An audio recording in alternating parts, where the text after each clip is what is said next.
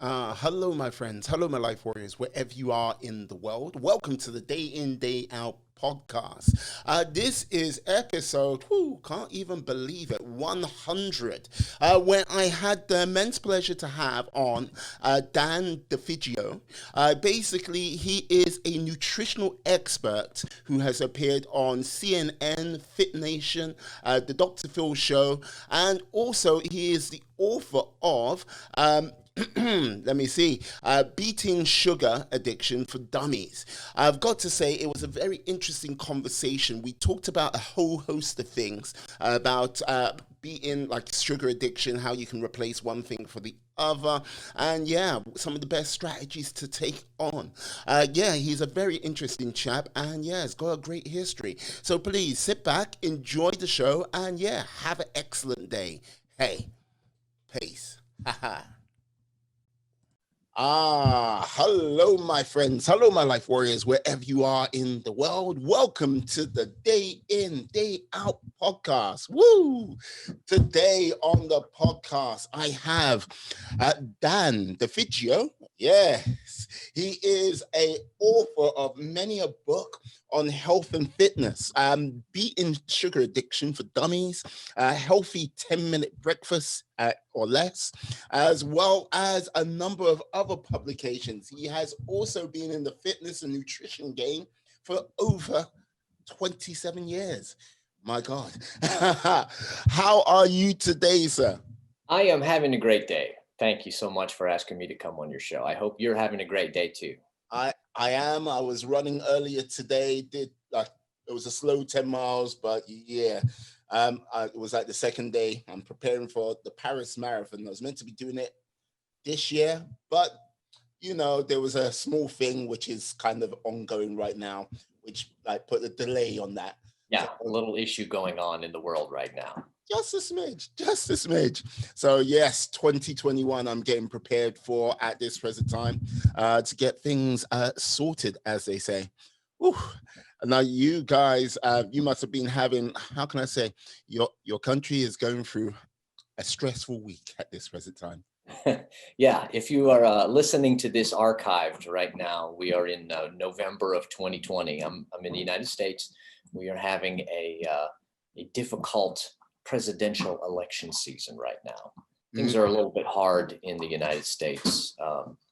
There is basically, in a nutshell, there's a culture war going on right now. It's bigger than who is the president.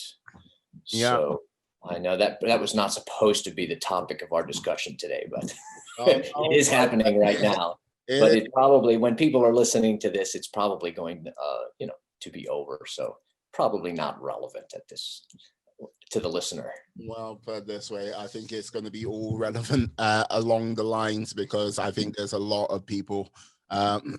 I'm not like, I don't, with regards to whoever wins, I think there's going to still be a lot of issues which need to be resolved, which I don't think people are actually looking to do at this present time. Well, they're going about it in a very weird way. They are. No, but I've got to say, yeah, being in the sort of health and nutrition game for the last 27 years, like, you have most probably seen quite a lot of changes through the whole sort of spectrum of it, because I remember, was it Oprah Winfrey? Yeah, it was Oprah Winfrey. She had this sort of diet competition between two cities, like back in the 90s, and like it was like, yes, where it was like, yes, diet, it was like sort of crash dieting to get the best results. And which, if you look at that today, you're like, are you crazy? Are you mad? Like, what sort of changes have you sort of seen in with regards to the realm of nutrition? Or is it just been like, this is what it's always been, and I've always known that? Well, it hasn't really always been. I think wellness and nutrition are constantly evolving sciences. The more we study, the more we learn. Fads that come and go, like when I first started in the 1990s, when I first started helping people, it was a big low fat craze. And everything was low fat, even cookies, right? Yeah. Everything was low fat. And then we learned over time that The problem with low fat is when you take away the fat, you have to replace it with something to make it taste decent or give it a particular feel in the mouth so that it's a, pleasant experience. And so people started adding a lot of sugar and chemicals and things like that to these fat-free foods. And as we watched the obesity rates begin to climb, even though people were eating less fat, we started to learn, eating fat is not really the problem here. So that was one big fad. And there are a lot of exercise fads that come and go over time. I think exercise in general is a little more steady when it comes to, we sort of understand how human physiology works when it comes to physical conditioning and getting stronger and losing weight, losing body fat. So exercise trends come and go, but the basics for those of us who are sort of in the field have stayed pretty much the same. We learn a lot more about like rehabilitation, for example. 25 years ago, if you had a knee replacement, they would put you in a cast from your ankle all the way up to your hip, and you'd be not bending, you'd be on crutches, and you would not be bending your knee, for 6 weeks until the cast came off. And now we've realized that is not a very effective way for someone to recover from something like that. So nowadays, if you get a hip replacement or a knee replacement, you're pretty much walking on it that day or the next day at the very latest. So those types of things change and have improved over time. But the actual concept of like, how do you get in shape, right? What types of exercise do you do? Using strength training to give you metabolic boost and burn more calories as opposed to just doing steady state cardio. Those types of things are pretty consistent over the decades. I dare say we have a pretty good handle on how that works from a human physiology standpoint. And of course, I probably shot myself in the foot by saying that, because there will undoubtedly be some earth-shaking revelation that is uncovered in the near future, just because I said I think we got this down. Yeah, no, like this is the thing. I'm sure there'll be someone like, well, but this method has come up and this is how we change this and that. But right now, like that is what you're saying is what you believe is the state of play at this present time. Like to cover, exactly, doing the air quotes. Yeah. Time. But yeah, I remember like a few years ago, like when they first started doing The Biggest Loser, like I used to love that show. And like basically I used to think it was the sort of gospel of gospels of like, like fitness, training, everything like this. And then you kind of saw the results, not when people actually finished the competition. It was like later in life when people were like, okay, it was like, what went wrong there? How comes things just, they went super thin, super skinny, and like, quote unquote, super fit to like back to what they were, or sometimes even worse. And that sort of like mismanagement was amazing to me. Well, Miwa, I think you are exactly right at how you have described that. And the big problem with that is that drastic doesn't lead to permanent change. The reason that people become overweight is because what they do most of the time gets them there. So if you want to change what you're getting, you have to change what you usually do.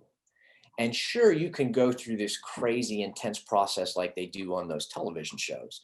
For 4 months, you just drive yourself into the ground with ridiculous amounts of exercise and super strict diets and all that kind of stuff. And sure, your body will respond to that. You will lose weight and you will get in better shape if you do that to yourself. But the end result is, if you don't change what you usually do, then you're not going to keep the results.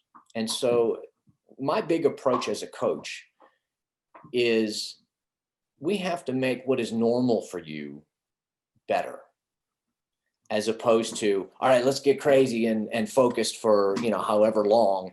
If there basically, here's a good way to say it. If there's an end date, it's not a sustainable plan, and it's probably not going to last. Does that make sense? Yes. Now, basically, in my mind, when you say if there's an end date, that's the finish line. And when you've crossed that finish line, that's the end of that process. And welcome back to old habits. Welcome back to the things which were bringing you down in the first place, coming back slowly into your life. Yeah, exactly. Sometimes not slowly. Sometimes people throw that off and on switch immediately. And that's one of the big things I try to keep people away from when I'm coaching them. One of the big things I have all over my beatingsugaraddiction.com website, and all my articles and my how-to videos and stuff like that. A big part of my message is that you've got to, in order to have long-term success, you've got to get away from this all or nothing thinking. People get in so much trouble, and it causes them so much despair and frustration and roller coaster in their life, because in the fitness and nutrition world, for example, people say, oh, I feel terrible. I'm gaining weight. I'm not in good shape. I've got to do something about this. And so they go on some kind of a plan, right? They decide, all right, New Year's is a great time for people to do this too. All right, New Year's resolutions, here we go, right? I'm going to go from never working out. I'm going to start working out 5 days a week. I'm going to get up every morning. I'm going to go jogging. I'm going to give up desserts. I'm going to give up wine. I'm never going to have cookies again. They go through this long list of intentions. And sure, all that stuff would be good for you if you did it, but nobody can make all of those drastic changes at once and stick to it. So they try all this. It's way too much, so they can't keep it going. And then anytime one thing falls away, let's say we go with the dessert thing. Yeah. Someone said, I give up desserts. It's a blanket statement, right? It's all or nothing. They're telling themselves in their head, I am never going to have dessert again. And so maybe they do that for 4 weeks, 5 weeks, 6 weeks, 3 months, who knows? But eventually, either the willpower gives out, or you're in a situation where, oh yeah, you have a little bit of dessert sometime at a different event. Well, then the all or nothing thinking tells you, well, I said I was never going to do this, and I did it. So therefore I am off the plan. And then they just swing that pendulum all the way back to all the bad destructive habits. It's sort of like, well, I'm no longer on a diet or on a plan, or I'm no longer off sugar, or whatever the phrase is. And then they just drop everything and go back to what they used to do. So they had success for a few weeks or a few months. And then one decision happens that they don't like. And then that switch in their brain is like, well, you failed. You have to start all over. And so they go through this period of binging, or people use the term went off the rails, or fell off the wagon, or the wheels came off. Any of those kinds of analogies, I hear those phrases every day with folks, and I get it. I totally get it. And it's heartbreaking to me to hear the same stories over and over from hundreds and thousands of people over the years about how they struggle with this on again, off again stuff, this pendulum, right? The all or nothing pendulum. It's killing people physically and psychologically. So if you take away anything from any message that I'm putting out during this show today, write this down. Stay away from the all or nothing thinking. Try to make a little improvement most of the time, or half of the time, right? What's your thing, Miwa? What's your favorite junk food that you know is no good for you? I like ice cream. That's my favorite. But at this moment in time, there's we've got a shop over here in the UK called Marks and Spencer's, and they've got these, like, you can say it's a cronut. It's like a cronut, but they can't call it a cronut because copyright issues. And that covered with icing. Yes, I can consume 3 of those in a day quite happily with a smile on my face, looking myself in the mirror and like, oh, I don't feel guilty about this at all. Yeah. So, yeah. So if you were a client, and you're clearly not, because you're in great shape and you keep yourself, your lifestyle is all top notch and you are a role model for everybody. So I'm just saying, if you were a person who came to me and said, boy, I go through these binges of these, what did you call it? It's not a cronut. It's what's the name of it? I'm going to call it a cronut for, like, because I can't remember what they exactly call it, but it's a cronut. But yes. Well, let's call it, for the purposes of this discussion, we shall call it a cronut. So if that is sort of your big trigger, your temptation, right? Yeah. And you came to me and you said, you got to help me kick this cronut habit, Dan. I can't, I'm just killing myself with this. I keep trying to, here's the phrase people use. I keep trying to be good. I'll be good for a while. And then something happens, life happens. And then I fall off the wagon. And I'm just, I'm back to binging again. So that, my friend, right there is the perfect description, like the stereotypical description of the all or nothing thinking, right? I'm either being good or I'm being bad. The food is good or the food is bad. I'm either on a no crawler or a no cronut plan, or I am not on a no cronut plan. It's like, it's either or.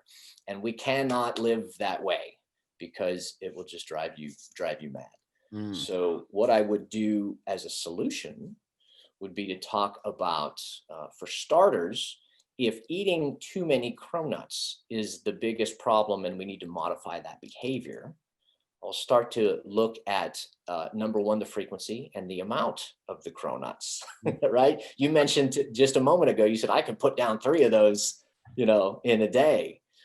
Maybe we start with that. Let's say instead of 3 cronuts, if you really start to pay attention to how it tastes, how it feels in your mouth, how awesome it is to give yourself a treat like that, and you pay attention while you eat it. This is all called mindful eating. And I'm sure your listeners all know all about this because it's a pretty popular concept. But if you pay attention to the pleasure and the experience of what is happening, then you're going to get a lot out of it, and you probably won't want to eat 3 cronuts. You have a few bites, or maybe even you eat the whole one, but not 3, right? You don't need 3 if you're paying attention, and what you really want is either the sweet taste or the idea that, oh, I'm giving myself this great treat. So an entire stack of cronuts is not required to give yourself that, right?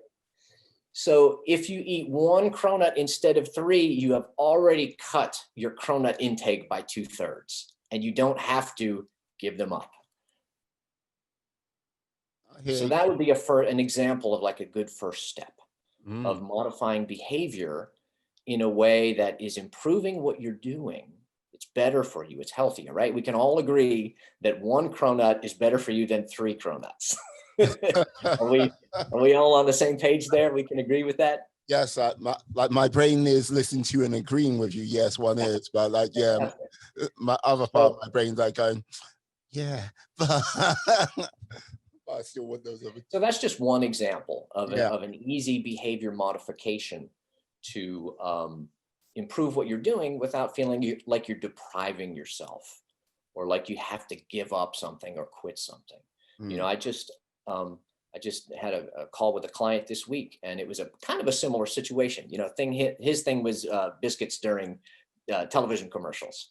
And so what I had him do was make a list of 3 or 4 things that he liked to do that weren't food, right? Simple things like, he says, my legs are always tight. So we talked about stretching his legs, for example, things like that. Writing, he's a writer. So taking television commercial time, 2 minutes, and writing something on a piece of paper instead of, making the habit of going into the pantry and getting his box of biscuits, So what it turns out when we got into talking about this, what he really wanted was some kind of a diversion during the television commercial. And he had just built this association of, oh, okay, it's commercial time. That means I go eat cookies. Yeah. So basically filling that sort of void of like sort of downtime. With something else. Yeah. And so you have a little list of 3 or 4 things. And that way, when the television commercial comes on, you say, all right, I have 2 or 3 minutes. What am I going to do right now? Maybe you pick the cookie, but at least you do it on purpose. Yeah. And it's not unconscious and habitual. So if I give somebody a toolbox or we come up together with a toolbox of 3 or 4 techniques of diversions or ways, that things that they can do during the commercial time. Once again, when we look at the math, right? If you have 4 things on your list and one of them is cookies and you only do it 1 every 4 times, you've already cut your cookie intake by 75%. There you go. Oh, very nice. And if you do that over the course of 5 years, that's a big difference. That's a big improvement. I think we would all do well to cut our junk food intake by 75% over the course of 5 years. No, Imagine. Indeed. Like I'm liking this. Yeah, basically helping people with like get the tools they need to basically break their habits, that loop we automatically go on. And like, yeah, it's one of those, it's the toughest things, especially these days with some of the foods you get, because they are ever so good, ever so enticing for many a person. And yeah, going down that rabbit hole. I have to ask, so what made you like decide to come up with the book Beating Sugar Addiction for Dummies? When I first started doing nutrition coaching in the early 1990s, it became clear to me very quickly that sugar addiction and stress eating were real problems for a lot of people. So I started to put together, some little programs for how to teach people to eat less sugar, making smarter substitutions and these types of behavior modifications and things like that. I started learning. I did a lot of my own personal work around awareness and behavior modification and those types of things. So that translates very, very easily into helping people with stress eating, that type of reaction. So I write a lot. And so my articles had been out, all over the web and magazines and things like that over time. And I was fortunate enough that the people who published the Dummies books just called me up one day and they said, hey, we like your stuff and we want you to write a book for us. Wow. And so we batted around a couple ideas and Beating Sugar Addiction for Dummies was born. Wow. How long did it take you to like do the book? Produce the book?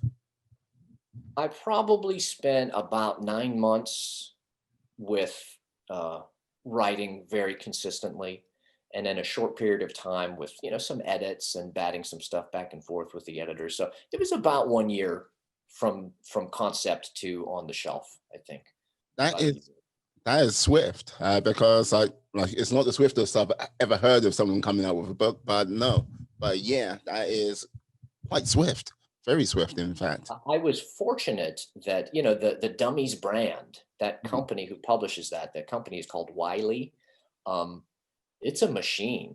They put a lot of books out. So it was very clear right away that they had exactly, the schedule and the way that we are going to do this. And so they really helped me put out a quality piece as my first. That was probably the first book that I had published, now that I think about it. So my first work, I had the luxury of having a great editorial team and some very good guidance to fit, in their system, because they publish thousands of books. So it's not like they don't know how to do this. So I had their guidance. That's probably why it was such a smooth process from start to finish. Yeah. Because yes, I remember then back in the day in the 90s, it was mostly for IT books. It seemed like they started out for, and then it's like everywhere, like marketing, like beating sugar. They're like literally everything you can imagine. They are there doing the dummies books. And with that, what was something you like found that surprised you about doing the whole book writing process? Well, writing books is easy. Selling books is much harder.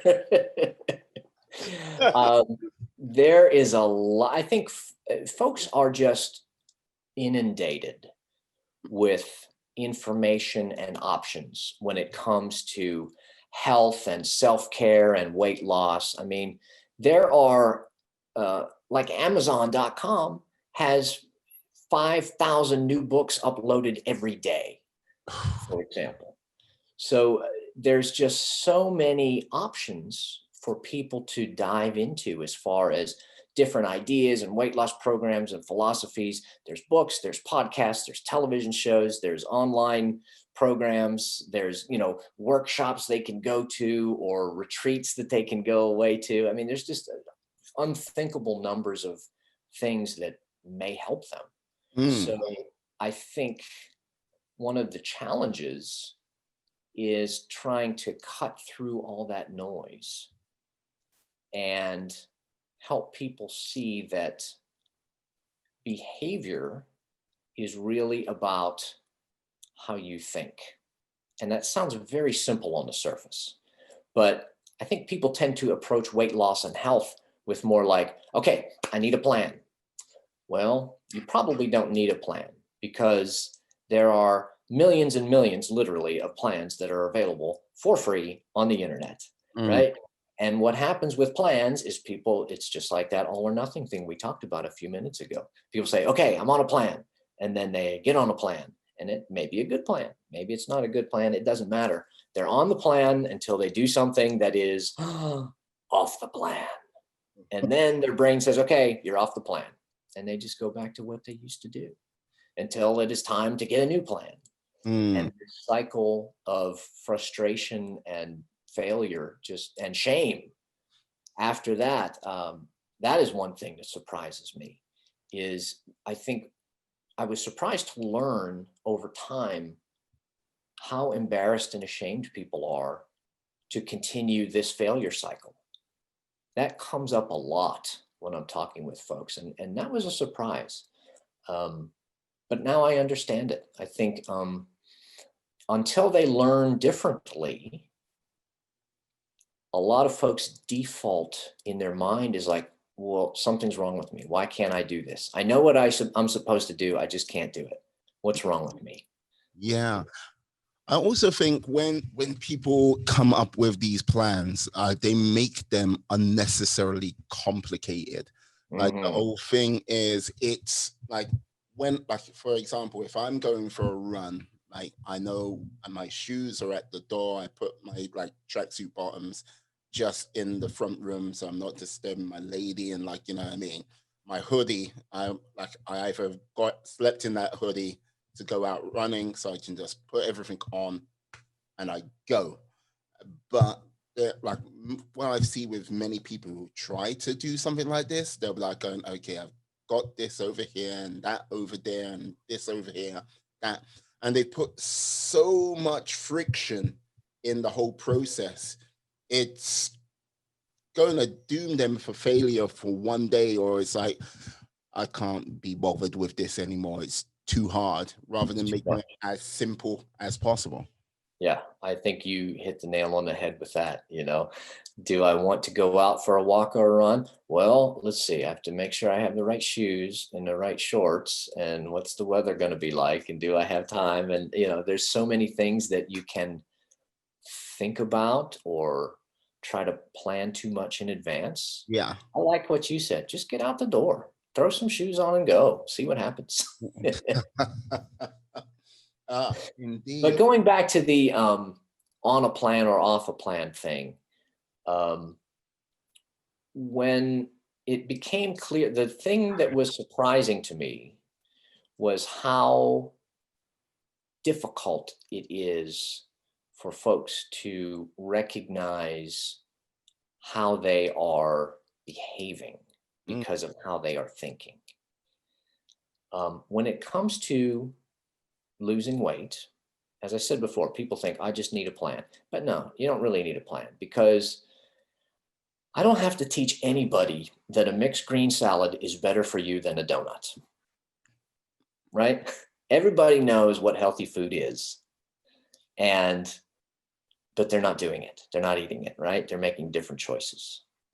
So where the coaching piece comes in is not telling people what they should eat, because they know that, more or less. I mean, we can work on dialing in some stuff, but that's not really the problem. What the problem is that an individual's behavior is driven so much by these unconscious habits and these unconscious cues. And until you learn how to recognize what you're doing and why you're doing it, all you have to go on is trying to have a plan and using willpower to stick to it until you can't anymore. And then you go back to what you used to do. So it's really important to dive into the whys. Why are you doing what you're doing? Everybody knows what they should be doing, more or less. Does that make sense? Yes.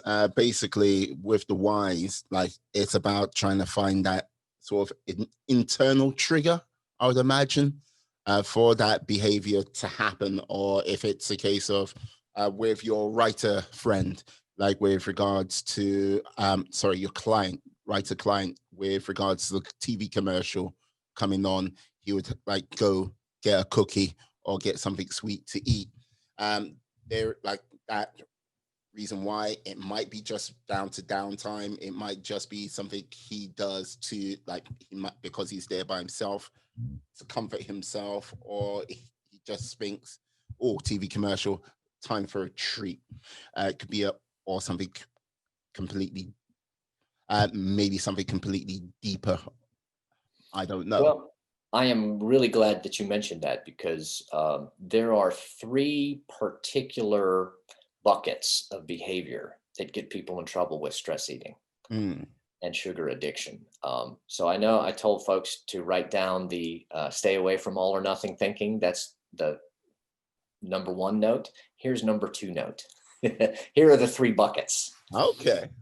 If somebody has a habit or a behavior, a common thing is, number 1, it is simply that, just a habit. It's an association.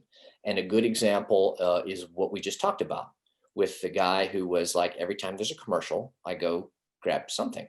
Yeah. And it's really more that he just taught himself over time that commercial break equals snack. And you just do that over and over and over until your brain says that's how life works. So it could be just a simple unconscious habit that we have developed over time. And then it's time to, do something different at that moment. That's the easy one, unfortunately. The other 2 get a little more complicated. The second bucket is using food or other substances like alcohol, drugs, gambling, sex, whatever your thing is. It's all the same. Using it as a substitute for what you really want. And a real common example of this is basic stress eating. If somebody, let's say, for example, you work in an office and you're stressed out, you're overwhelmed, you're busy, your boss is breathing down your neck, you're having a terrible time, you're all stressed out. And so you reach for the box of cookies.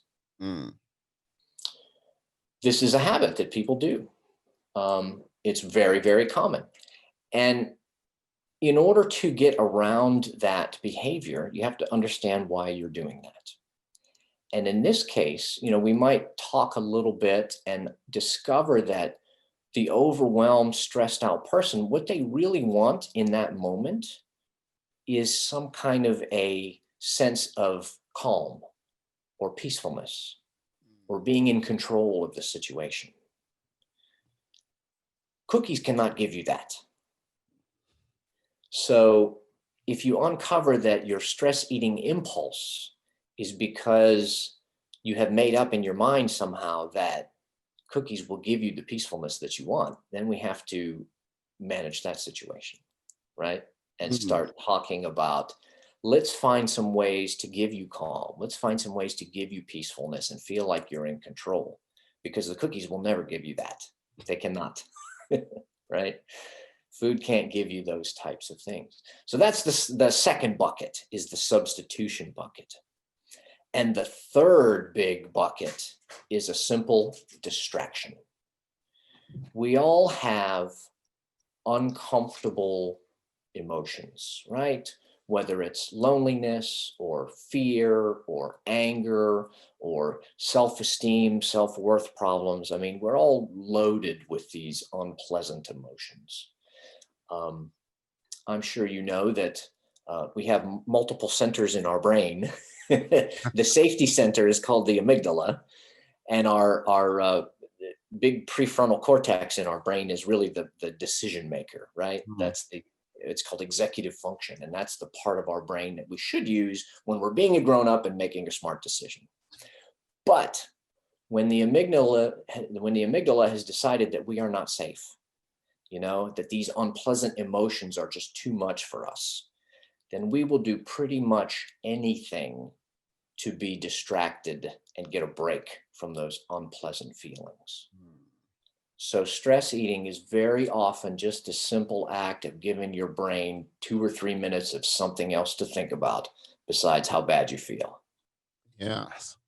I can imagine in these times that, yes, the whole sort of stress eating has gone up considerably amongst the population of the planet with regards to, yes, one, let's just say, I don't think there's a lot of people who have felt like consistently safe throughout this year. And basically, two, not a lot, but there has not been where people may have distracted themselves with work on a daily basis. If they're not working, they've got to fill that void somewhere, somehow, something else. And free, I don't like, enjoy the day because you never know what might come tomorrow. I think that mantra has been screamed out by many a person, if you get what I mean. I am trying to learn how to do that better, actually. I'm 52 years old now, so I'm not old by any stretch of the imagination, but I'm not 20. And so I'm starting to try to learn how to have some fun and try to learn how to have some more enjoyment in days and appreciate things more.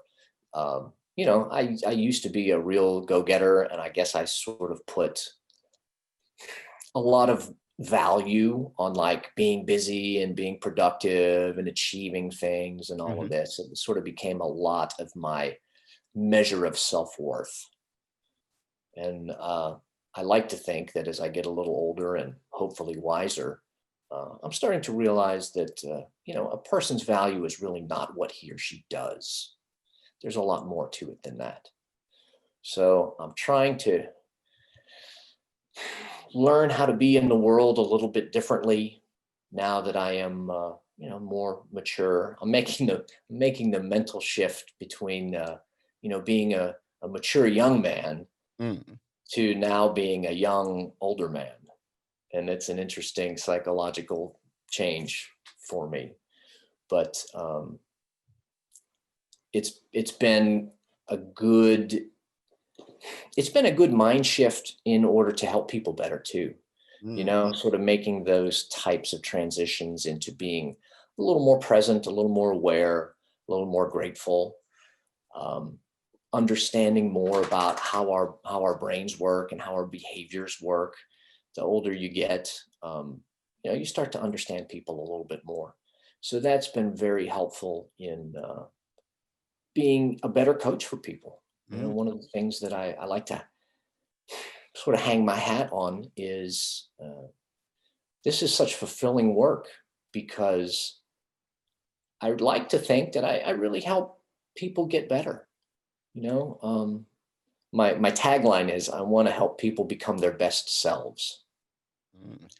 And so the wiser that I get and the more people I sort of help and on my roster, the more my roster grows and the more people I get under my belt, you could say, the better equipped I think I am to do it. So there's a lot of positive momentum in this regard right now, which is nice because like you said, the world between COVID and politics and environmental destruction and all the bad news we get all the time, the world could use some positivity. Indeed, it can. Indeed. That's why I love your podcast so much. Oh, most kind, sir. Most kind. But like when you say be like helping people to be their best selves, like this is the thing that is like trying to be your best self. It's one of those things which I see as a never ending journey. It's always a constant move of evolution, if you could say.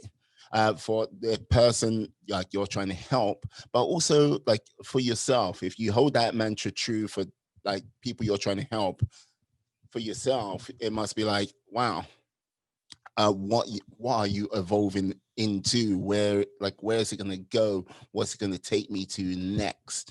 Because like when you started, in the world of nutrition, I don't think a book was on your mind. You write, but I don't know if a book was on your mind when you first started out.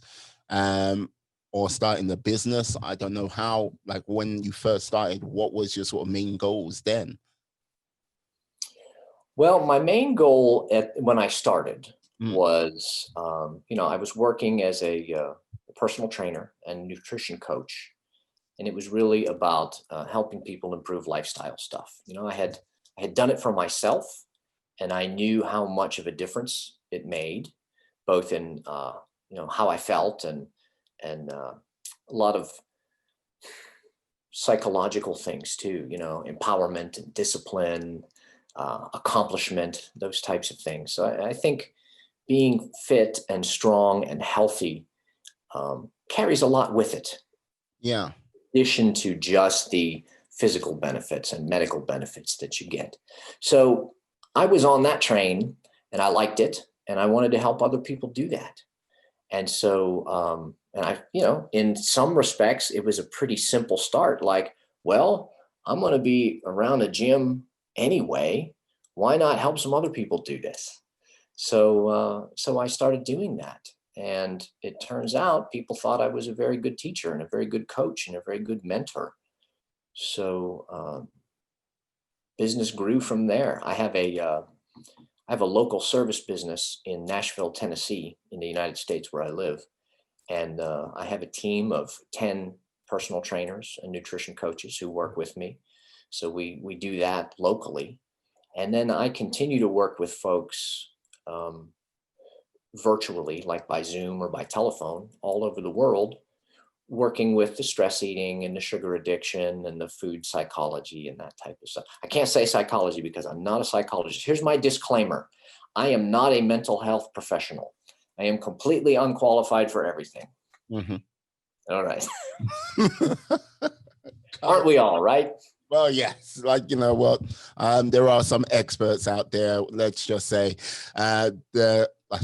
you'll be amazed at the BS they shove her out, and they're meant to be highly qualified professionals. And you've got to sometimes smile and go, "Oh, really? Thank you for that insight." But yes, I'm glad you covered your bases. I'm sure the lawyers you might have might be very glad about that too. Like, it's the thing. Like, you've got a team of 10 people working, helping people out there. It must have been how can I put it? This year, must have been very sort of tough in regards to sort of like the way the world shifted and shifted again. And I'm not too sure how it is in Tennessee because like the states with the lockdown measures and how things are coming out is very different in every state. even maybe in every county to some regards. Yeah, it's a mishmash. And it has been a challenging year for, for the fitness industry. But to be honest with you, I feel very lucky and very blessed. There are plenty of people who are really screwed from COVID. So many people have lost jobs, lost businesses, lost loved ones, lost their homes. I mean, this has been devastating for so many people, and it's really just been heartbreaking to think about that. So, I'm in a service business that got shut down for a short period of time, and we're back up and running and serving people both in person and virtually at probably half capacity right now, which isn't great, but like I said, compared to so many other people, I have zero complaints. We're doing fine, and my heart just goes out to everybody who isn't doing fine. Yeah, like over here in the UK, as of today, as of today, like we've gone into a lockdown 2.0. Like for England and like basically like Scotland, Wales, Northern Ireland, it's kind of as with the US, a bit of a mishmash right now. But one of the things they said it was going to be up until the 2nd of December. But we've got this furlough scheme for people who like to help retain people's jobs over here in the UK. And they've increased that now to the 31st of March. So let's just say this 2.0 lockdown, they said it's going to end on the 2nd of December. Methinks it's going to go on considerably longer than that. So like there are many a gym which was opened. Now they're back to being closed. I think there are 1 or 2 gyms which are sort of, how can I say it? Basically rebelling against the lockdown, because one of the things with regards to the whole COVID, it's like if the fitter someone is, it seems like the quicker they recover from the actual virus itself. So the argument's been put forward that, yeah, gyms should stay open because it's actually a help and benefit physically and mentally. With your, I don't know if you would have the same opinion or like a different opinion with regards to that. My opinion is that, of course, staying in good shape helps your immune system and helps you mental health for sure. However, you've got to be very careful and do it in a safe way. So when we are meeting with people in person, we have very limited capacity in the facilities. So there aren't too many people around. There's plenty of physical space. All of the trainers wear masks, of course. We've got plenty of ventilation. So I think we're doing a good job of walking the line between giving people the help that they still need, but doing it in a safe enough manner that we're not really putting anybody at serious risk. Okay, no, that's good. That's good. Like with regards to Tennessee, is that a hot state or does that become a cold state during winter? Is it 4 seasons or is it just one? We have a mild winter Right. in Tennessee. It snows a little bit, but not very much. So it's warm and humid in the summer. And generally, we have a few weeks of very nice springtime and fall. So we do get 4 seasons. Winter is nothing. I am from the northern United States. I grew up by Lake Erie. So I was accustomed to dreadful winters with lots and lots of snow and ice. And so when I moved here, one of the great things for me is there's really no winter here. I don't think it's anything, but it's kind of funny being a northerner.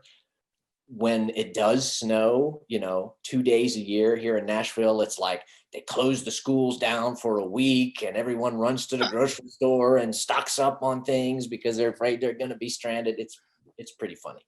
You just look at them and like shake your head. They're just like, the hell do you guys do? Now, the reason why I ask is because with regards to sort of gym facilities, being able to have spaces outdoors and stuff like this, if the weather's good, fine, you've got that sort of extra space and like possible extra capacity. Yeah, summer has gone from the UK, so yeah. I most probably be one of the people in Tennessee going, oh, snow. They shut, like, yeah, we can't do snow in London. That's another story. So you're right. You're right in London. Yes. Yeah. Basically, if you got 2 inches of snow in London, you would actually see the city just shut down. Oh, yes. Yeah. Just like, yeah, it's 2 inches of snow. What are we going to do? Just like, what? It's like, but yeah, that's the way it happens in good old London town. But yeah, like, this is the thing. One of the things which also impressed me is you have done a couple of children's books as well. I have written one children's book. It's called Princess Wiggly. And Princess Wiggly is the character who comes and teaches the children the importance of exercise and healthy eating. Ah, excellent. And is there going to be more adventures of Princess Wiggly, or is it just one adventure, one solo adventure? So far, it's just one, but who knows what the future will bring. Ah, liking it. I liking it. So, with regards to the future, what do you think? What sort of where would you like to be in 6 months or a year's time? I think I would like to continue doing what I'm doing. Um, Coaching people like I do is very gratifying work. I have been, over the last 9 months, I suppose, since we've been in, how should we say, COVID protocols, I've been spending more time outside, which I love to do. I love to be outdoors. I hike a lot. I'm actually involved in the state naturalist program here in Tennessee. So I've been learning lots of things this year. So that's been very enjoyable. And I think I would probably like to start incorporating more of that kind of work into helping people become their best selves. Mm. You know, going on some hikes, doing some meditation or some sitting out in the woods. You know, they call it forest bathing, which is a great term. You know, the research on being outside and being in the tree canopy shows that, you know, it reliably lowers stress levels and lowers your blood pressure and helps with some mental struggles like depression and anxiety. So I'm ready to start to incorporate more of the healing power of the outdoors in my regular day in and day out work with people. Nice. Like a little bit of spiritualism there. Oh, great. Like, yes, no doubt you might start up a summer camp for the older like camper, let's just say, or a summer retreat. That is a great idea. I may end up doing something like that. All I ask for is 5 to 10% as a consulting fee. I'm not greedy. Ah, brilliant. Now, I am a being of cosmic power, and I can. Yes, Yes, I am. unquestionably. Absolutely. Yes, I can grant you one wish and one wish only. You can't ask for world peace because too many people ask for that. And yeah, you can't ask for more wishes. And also, you can't write down on a piece of paper a number of different wishes and go, I wish all the wishes on this piece of paper can be granted. Yeah, Mm. I see. I've got most of the tricks down. What would you wish for? One wish. Boy, that's a great question. Okay. I think I'm going to explain my wish for a moment, if I may. Yes, please do. The current state of the United States, Mm. culturally, is really, to oversimplify it, is really a split between inclusiveness and exclusiveness. And the messaging that is coming from the exclusive side is that of blame and fear and finger pointing. And my wish would be for all folks throughout the world to be able to come together and stop with the blame, stop with the finger pointing, and really recognize the, I want to say, I suppose, divinity and respect that all people deserve.